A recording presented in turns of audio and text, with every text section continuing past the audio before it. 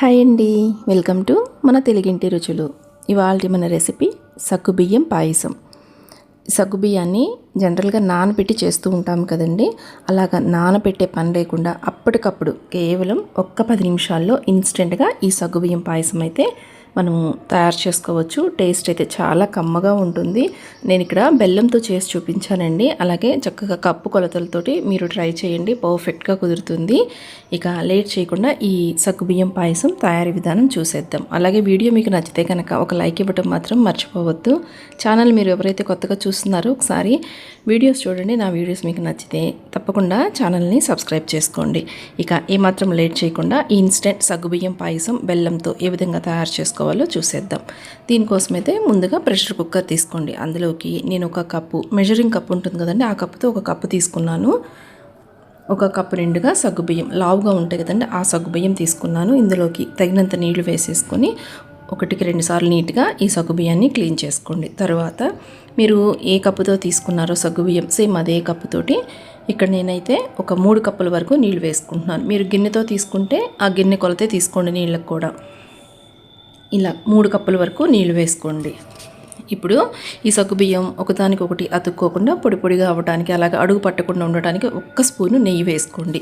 ఇలాగ నెయ్యి వేసుకుంటే మీకు సగ్గుబియ్యం అతుక్కోవండి. అలాగే అడుగు కూడా పట్టుకోదు. కొంచెం ఇవి జిగురు ఉంటాయి కదా, అడుగు పట్టేస్తుంది. అలాగే అడుగు పట్టకుండా ఉండాలంటే 1 స్పూన్ అలాగ నెయ్యి వేసేసుకోండి.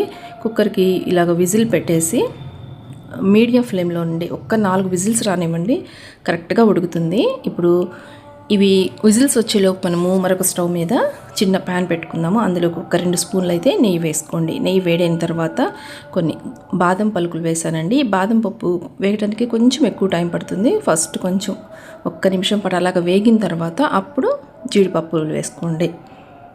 ఈ బాదం పప్పు, జీడిపప్పు బాగా ఫ్రై అయిన తర్వాత చివర్లో కొన్ని కిస్మిస్లు వేసుకోండి. మీ దగ్గర ఏ డ్రై ఫ్రూట్స్ ఉంటే వాటిని వేసుకోవచ్చండి. పచ్చి కొబ్బరి లేదంటే ఎండు కొబ్బరి ముక్కలు వేసుకున్నా కూడా టేస్ట్ చాలా బాగుంటుంది. వాటిని కూడా ఇదే విధంగా నేతిలో వేయించేసుకోండి. చూడండి, చక్కగా ఈ డ్రై ఫ్రూట్స్ వేగిపోయినాయి కదా. స్టవ్ ఆఫ్ చేసేసి పక్కన పెట్టండి. ఇప్పుడు పాలు కాచుకుందాము.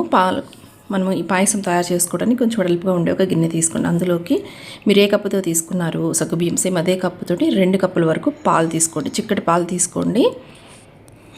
స్టవ్ ఆన్ చేసి స్టవ్ మీద పెట్టేసి 1-2 పొంగులు రానివ్వండి, సరిపోతుంది.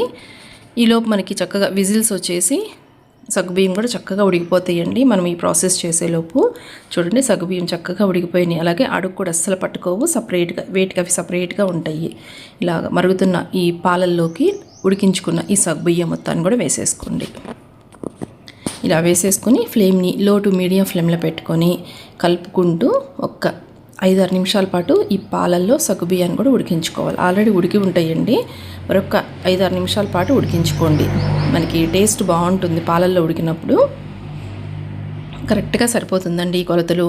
1 గ్లాస్ సగ్గుబియ్యంకి 2 గ్లాసులు పాలు తీసుకున్నాను. 3 గ్లాసులు వచ్చేసి నీళ్లు వేసుకున్నాను. ఈ 1కి 5, 1:5 రేషియో అండి కరెక్ట్గా చెప్పాలంటే.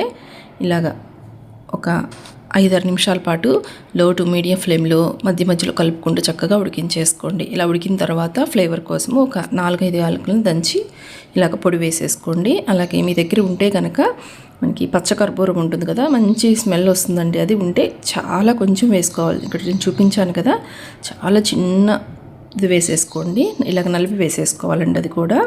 నెక్స్ట్ మనం ముందుగానే వేయించి పెట్టుకున్నాం కదా, ఈ డ్రై ఫ్రూట్స్ని కూడా వేసేసుకోండి. నేతితో సహా వేసేసుకోండి, బాగుంటుంది.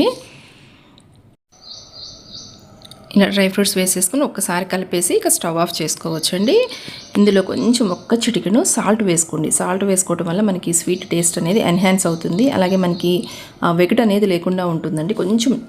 చాలా కొంచెం సాల్ట్ వేసేసుకొని ఒకసారి కలిపేసేయండి. ఇప్పుడు ఇందులోకి మనము బెల్లం వేసుకోవాలండి. బెల్లాన్ని ఇమీడియట్గా వేసేయొద్దు. స్టవ్ ఆఫ్ చేసిన తర్వాతే ఒకసారి 1 నిమిషం పాటు అలాగా వదిలేసేయండి.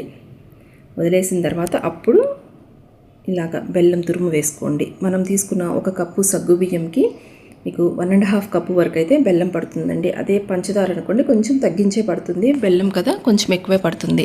నేను ఇక్కడ మెజరింగ్ కప్ తోటి 1 కప్పు కదా తీసుకుంది సగ్గుబియ్యం, దాంతో ఒక 1.5 కప్పు వరకు అయితే అలాగ బెల్లం వేసానండి. బెల్లం వేసిన తర్వాత ఇమీడియట్గా కదిలించవద్దు, కొంచెం మనకి వేడిగా ఉంటుంది కాబట్టి కరిగిపోతుంది చక్కగా. మీకు మొత్తం మెల్ట్ అయిన తర్వాత చూపిస్తున్నాను చూడండి, చక్కగా కరిగిపోయింది. అలాగే కన్సిస్టెన్సీ చూస్తున్నారు కదా, మనకి ఈ మాత్రం కన్సిస్టెన్సీ ఉండాలండి సగ్గుబియ్యం పాయసానికి. తప్పకుండా ఈ కొలతలతో మీరు ట్రై చేయండి. వీడియో మీకు నచ్చితే కనుక లైక్ ఇవ్వటం మాత్రం మర్చిపోవద్దు. ఛానల్ని కొత్తగా చూస్తున్నట్లయితే వీడియోస్ నచ్చితే ఛానల్ని సబ్స్క్రైబ్ చేయండి ఫ్రెండ్స్. మరొక ఇంట్రెస్టింగ్ టేస్టీ వీడియోతో మరలా మీట్ అవుతాను. Thanks for watching.